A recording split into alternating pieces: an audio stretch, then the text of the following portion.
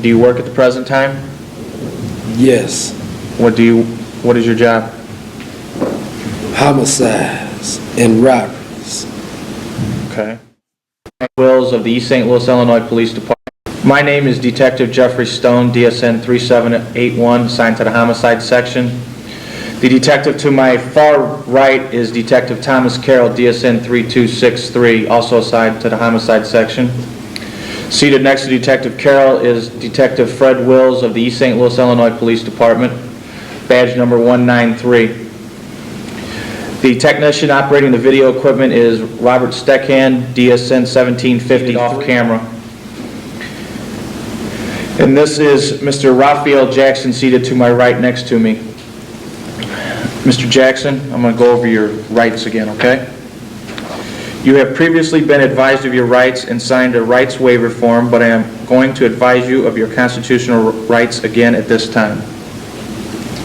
You have a right to remain silent. Do you understand that right? Yes. Anything you say can and will be used against you in a court of law. Do you understand that right? Yes. You have the right to a lawyer and to have him present with you while you are being questioned. Do you understand that right? Yes. If you cannot afford to hire a lawyer, one will be appointed for you before any questioning. Do you understand that right? Yes. If at any time while being interviewed, should you decide to stop your statement, I will no longer question you and the interview will cease. Do you understand that right? Yes. Do you wish to waive or give up these rights and to make a statement at this time? Yes, as long as the state is not seeking the death penalty. Okay, so you wish to give up your right to an attorney to make this statement? Yes. Okay. Brad? These rights, I introduce myself to you as Detective Freddie Wills, East St. Louis Police Department. These rights apply to you for the Illinois case that I'm here on. You do understand your rights, is that correct? Yes. Okay. The time now is 7:02 a.m. The date is November 24th, 1999. We are presently at the Police Academy, 315A South Tucker in the television studio. Mr. Jackson, I want you to look at the video equipment and notice the red blinking light. Yeah. Okay, that tells us that the video equipment is running, and as long as that light stays blinking, it'll stay running. Okay? For the purpose of the video right now, I'd like for you to state your full name. Raphael Orlando's Jackson. Okay. What is your age? 28. Your date of birth? 6/4/71. Okay. Where were you born? St. Louis, Missouri. Are you married or single? Married. Your home address? 2629 Tennessee. Okay. Do you work at the present time? Yes. What is your job? Homicides and robberies. Okay. All right. Mr. Jackson, previously we have gone over 3 homicides which have occurred. Okay? Yeah. One being in St. Louis, one being solely in East St. Louis, and then we had one that started in East St. Louis and ended in St. Louis. Okay? Yeah. The one we'd like to start with first is the one that happened in St. Louis, okay, in which a Ricky Williams was killed. Okay, that was back on September 17th at 3137 California. Can you tell us about your involvement in that case? Yeah. Ricky, I fronted Ricky some dope. You know, me and him was cool. I fronted him approximately 4.4 grams of cocaine, pure cocaine. I told him to bring me $200 back. You know, he can make $500 off of it, both of them together. I told him, please don't accept my shit if he wasn't gonna pay me. And he said he wouldn't even play me like that. He gonna have my money that night, So that night he still didn't have my money. And I told him, I insisted before I gave my shit, I begged, I said, man, please don't accept my shit, you know, because I got to have all my money. He took my shit. Then I ain't see him for 3 or 4 days. When I saw him, he told me he still got it. He ain't been doing nothing. He ain't moved it yet. He gonna take care of me. I told him, man, just give my shit. I said, because you been starting some shit, you know. At that time, you know, I could afford to lose the shit. It wasn't no trip. But it was the thing that he just beat me for my shit. Well, I told him, have my money that night. I ain't see him for 2 or 3 days again. I saw him again, I asked him for my money. He said he gonna take care of me that night. You know, he met with me, then he still didn't have. Told me biz been slow, he ain't did nothing. So I don't see him. I'm asking everybody how they saw him. Ain't nobody seen him, you know. And I kept, you know, and I kept looking for him. And I finally ran into him about 2 weeks later, and he still didn't have my money. He told me to meet him, you know, that night. I tried to meet him that night. He ain't even show up. So that's about the 4th week after I gave my shit. I was riding around, you know, looking for some more motherfuckers that beat me for some money, you know.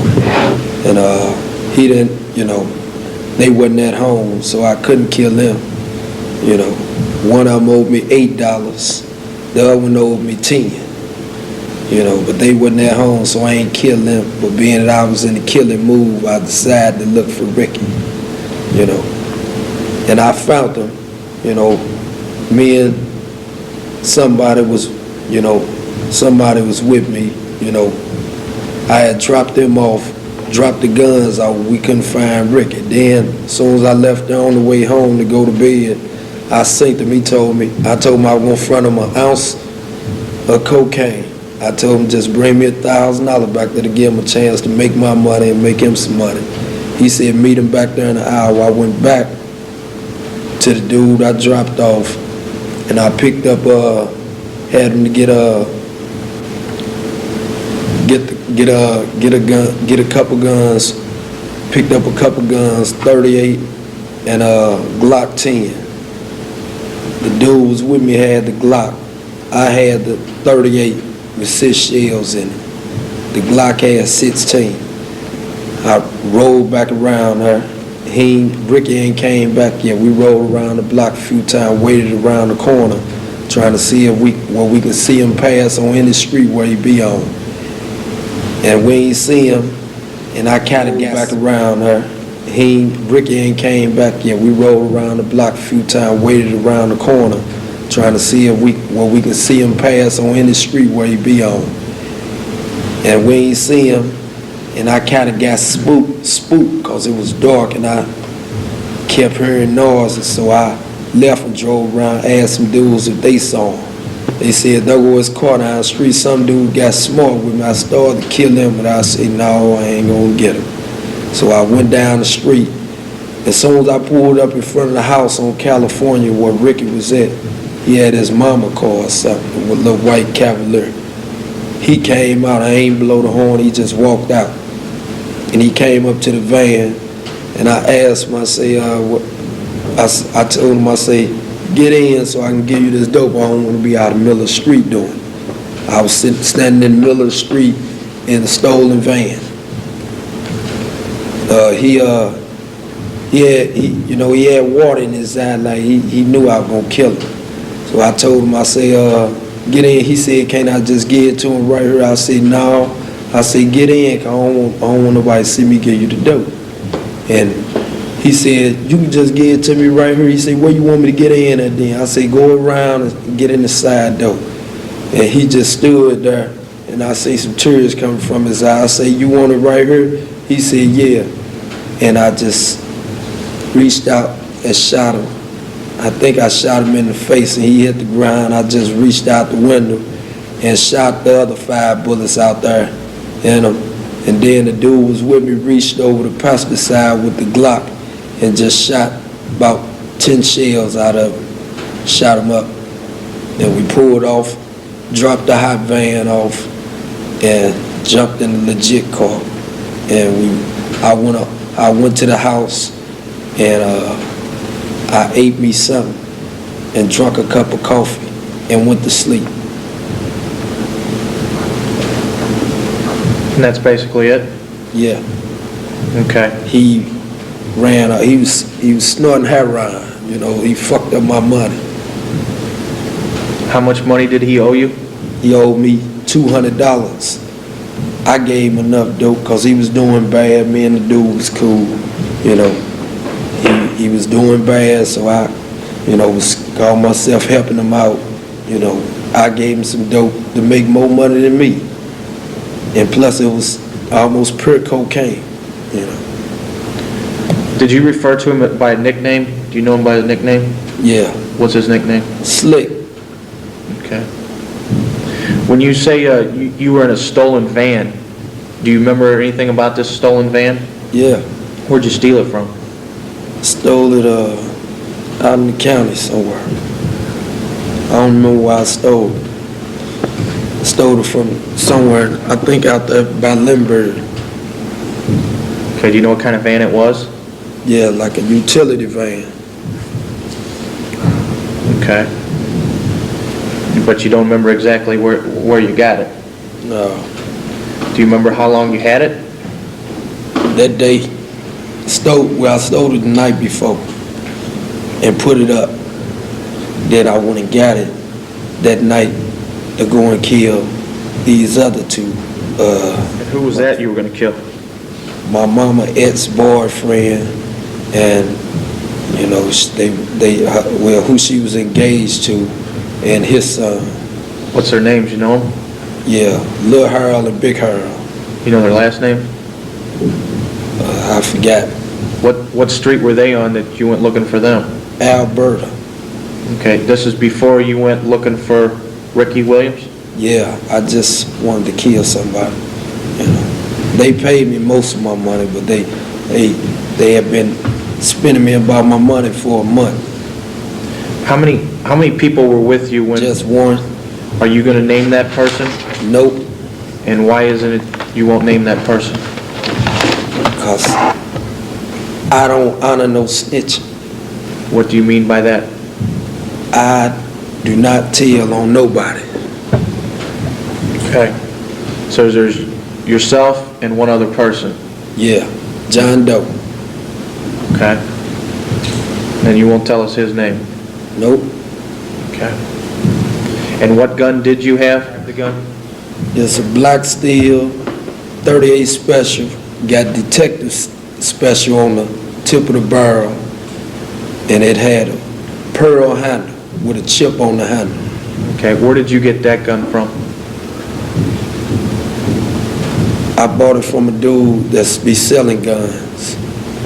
Who is he and where did you purchase it at?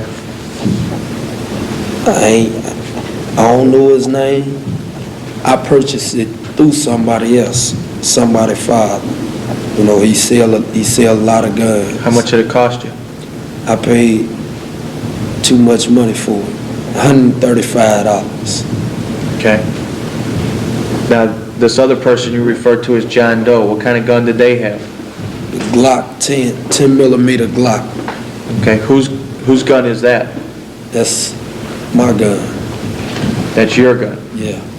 So that 38 and that Glock is both yours? Yeah. Okay. You just let that person use the gun?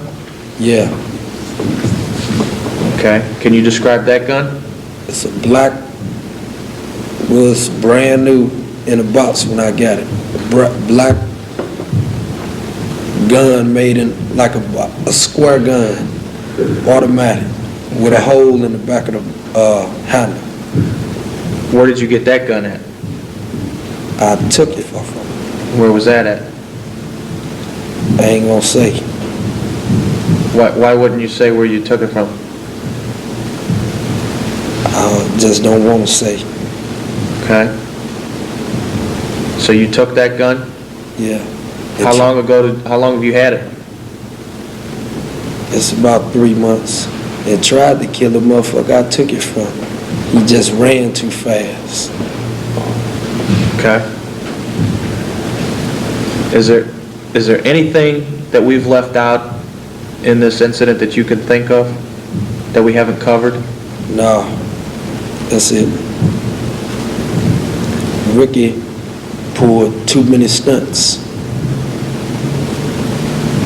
And what do you mean by that? He was stunting, stunted a motherfucker who was good to him. Meaning yourself? Yeah.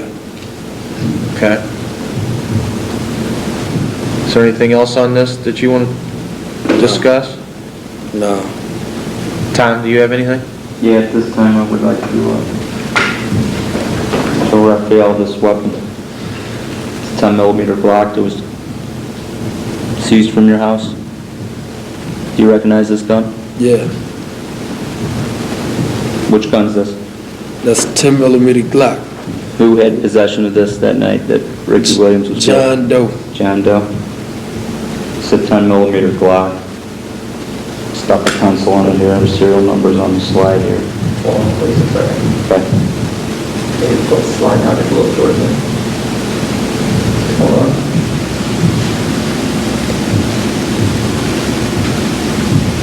You can see the front rear gun. Okay, the rear gun, please.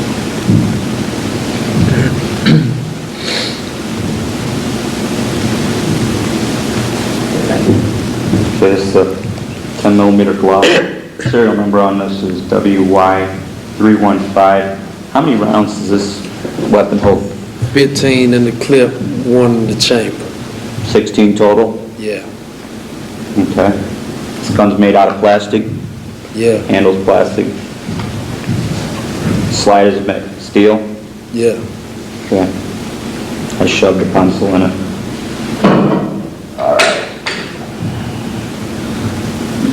You mentioned, how many times did you shoot your .38 at Ricky Williams? 6. And what about John Doe? How many times did he fire the gun I just showed you? I think about 9 or 10. I forgot how many bullets was left. Do you keep track of how many times you shoot? Yeah. Why is that? Because I try to leave at least a couple bullets in there. Most of the time. Why would you do that? Just in case somebody see me and get to chasing me, I have at least 2 or 3 more for sure shots. Anyone from, what if the police were chasing you? I'm a killer. And anyone, police, citizen, you're gonna kill them? Yeah. Tommy, okay. We covered the van, is that right? Where that was taken from? Huh? Did you tell us where you took the van from? Yeah. Earlier, you said when we talked about this, and we talked about this a little earlier when we interviewed you, you said you were laughing when you pulled off after shooting Ricky? Yeah. Why is that? So I always laugh. When do you always laugh? When I'm excited. What, obviously, shooting someone makes you excited? Okay. Yeah. And you dropped the van off? Where'd you drop the stolen van off at? Did you tell us? No. Will you? No.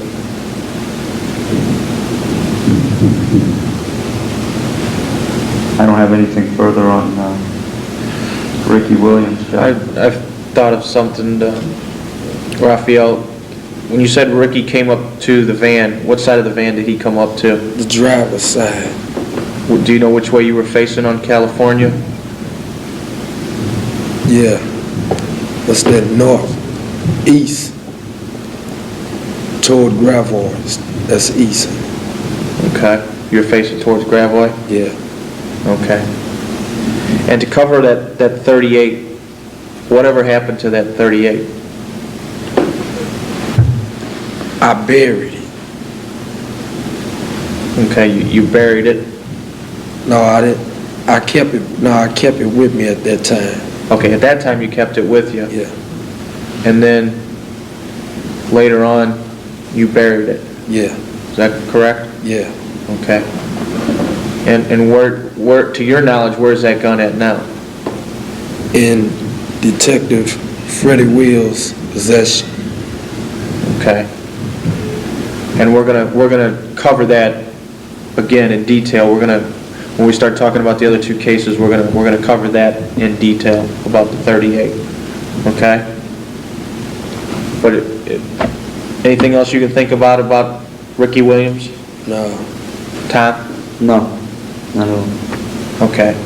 So we've covered that. What we're gonna do now is we're gonna talk about the page 10 homicide. Okay? Now I'm gonna turn it over to Detective Wills from East St. Louis. Happened in his jurisdiction, and he's gonna have some questions for you, and just go like we did here again. You explain to him what took place. Okay? Fred?